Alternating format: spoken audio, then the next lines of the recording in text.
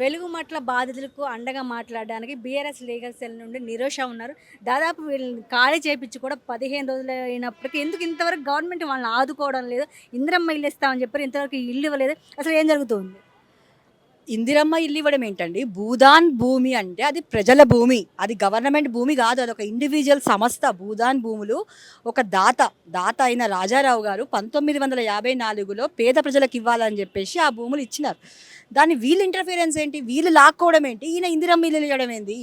వాళ్ళ భూమి అది. ఈరోజు ఏదో 2014 రాష్ట్రం వచ్చిన తర్వాత తెలంగాణలో బీఆర్ఎస్ పార్టీ హయాంలో, కేసీఆర్ గారి హయాంలో చాలా డెవలప్మెంట్స్ చేసుకున్నాం. అందులో అక్కడ కూడా ఒక డెవలప్మెంట్ జరిగింది. రోడ్లు వేసుకున్నాము, రకరకాల అభివృద్ధి చేసుకున్నాము. ఈరోజు అక్కడ వాళ్ళ ల్యాండ్స్ ఉన్నాయి. అక్కడ ల్యాండ్ రేట్ పెరిగింది. అన్నంత మాత్రాన అది ప్రభుత్వ భూమి అయిపోతుందా? వాళ్ళ భూమి అది. అక్రమంగా ప్రభుత్వం లాక్కుంటుంది వాళ్ళ భూమిని. లాక్కొని వీళ్ళకి ఇందిరమ్మ ఇల్లు ఇస్తా అంటుంది. అది ఎంతవరకు న్యాయము? లీగల్గా చూసుకున్నా కూడా అది న్యాయం ప్రజల పక్షానే ఉన్నది. ఇది ఇది అన్ని కోర్ట్ ఆర్డర్స్ చెప్పింది. Not to interfere, revenue interfere అవ్వద్దు, పోలీస్ ఇంటర్ఫియర్ అవ్వద్దు, అది డిస్ట్రక్ట్ చేయొద్దు అని చెప్పేసి కోర్ట్ ఆర్డర్స్ ఉన్నాయి. అదే కాకుండా ఈ గవర్నమెంట్ రావడమే సుమోటో కాగ్నిజెన్స్గా కేసు తీసుకోవడం రాష్ట్ర వ్యాప్తంగా ఎక్కడ జరగలేదు. ఇదే రాష్ట్రం కాదు, ఎక్కడ జరగదు. ఎందుకంటే రాష్ట్రాలలో పలు సమస్యలు, చాలా రకాల సమస్యలతో ఇవాళ రైతులు ఇబ్బంది పడుతున్నారు, మహిళలు ఇబ్బంది పడుతున్నారు, యువత జాబ్ క్యాలెండర్కి ఇబ్బంది. ఇన్ని సమస్యల్లో కూడా సుమోటోగా తీసుకొని దాన్ని ఎందుకు నువ్వు డిస్ట్రక్ట్ చేయాల్సిన అవసరం వచ్చింది ఇవాళ? నువ్వు ఆ రోజు ఏం చెప్పినావు అసెంబ్లీలో? పట్టాలు ఇస్తాను అని చెప్పిన ఈ ముఖ్యమంత్రి ఈరోజు ఏమైపోయిండు? ఈరోజు వాళ్ళ భూములు ఎట్లా లాక్కుంటావు? ఇంకొకటి, ఇందాక ఒక జర్నలిస్ట్ అడిగిరు నన్ను, అక్కడ కూలగొడుతుంటే పొంగులేటి శ్రీనివాసరెడ్డి గారి గడియారాలు కనిపించినాయి అని.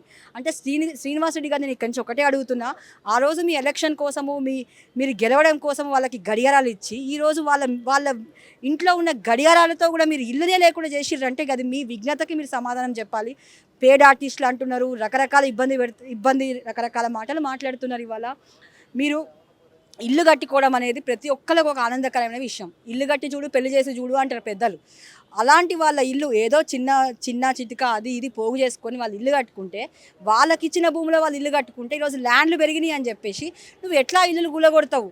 కోర్టు ఆర్డర్లు ఉంటే నువ్వు ఎట్లా దాన్ని వైలేట్ చేస్తావు? ఇవన్నిటికీ ప్రభుత్వం సమాధానం చెప్పాలి. అండ్ అనుదీప్ దురిశెట్టి గారు, మీరు ఐఏఎస్ చదివినారు, మీరు పెద్ద కోచింగులు తీసుకున్నారు. ఆ రోజు మీరు ఏం చేయాలనుకొని మీరు ఆ రోజు కోచింగులు తీసుకొని ఐఏఎస్ చదవడం అనేది it's a very big task. ఒక మంచి పొజిషన్కి వచ్చిర్రు, పేదలకి సాయం చేయాలి. కానీ మీరు కూడా ప్రభుత్వాలతో కలిసి వాళ్ళ ఇల్లు కూలగొట్టడం ఏంది? ఈ రోజు వరకు మీరు వచ్చి వాళ్ళని కలవకపోవడం ఏంది?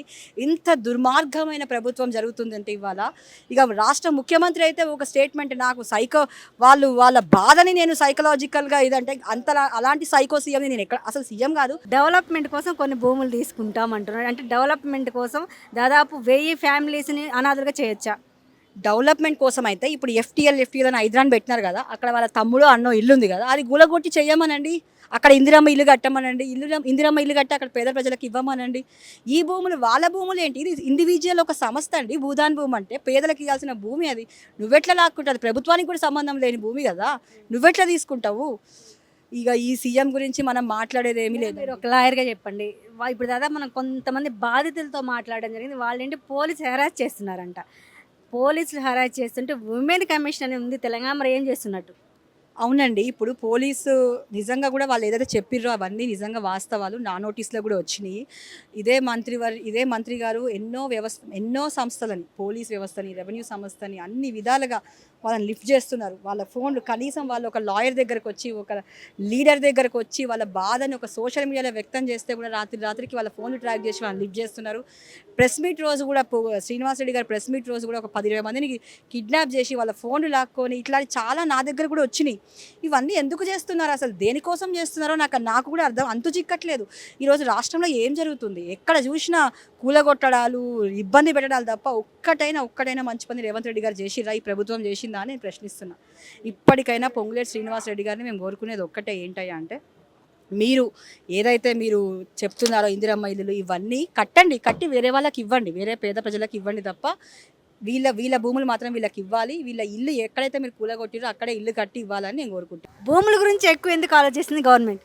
ఎందుకంటే రాష్ట్రం వచ్చిన తర్వాత భూమి విలువ పెరిగిందనేది అందరికీ తెలుసు. అది కేసీఆర్ గారి పుణ్యమాని భూముల విలువ పెరిగింది. ఏదైతే తెలంగాణలో మనం వలసపోయినప్పటి నుంచి ఈరోజు తెలంగాణ బంగారు తెలంగాణ చేసుకున్నాం. సో వీళ్ళకి ఆ భూముల మీద ఆశ పుట్టింది. దాని కొరకే వీళ్ళు ఇంత వికృత చేష్టలు చేసి ఆ భూముల మీదనే పడుతున్నారు. ఏడికి పోయినా భూముల మీదనే పడుతున్నారు. అది. దాదాపు ఇప్పుడైతే ఎలుగుమెట్లో 1000 ఫ్యామిలీస్ ఉన్నాయి. దాదాపు దాంట్లో మహిళలు వాళ్ళకి చాలా సమస్యలు ఉంటాయి. మహిళలు మేము కనీసం కట్టుకోవడానికి బట్టలు లేదు, మా పర్సనల్ ప్రాబ్లమ్స్ ఉన్నాయి. ఇవి అర్థం చేసుకునే బాగా కన్నీరు మున్నీరు అవుతున్నారు. ఏం చెప్తారు ఒక మహిళగా?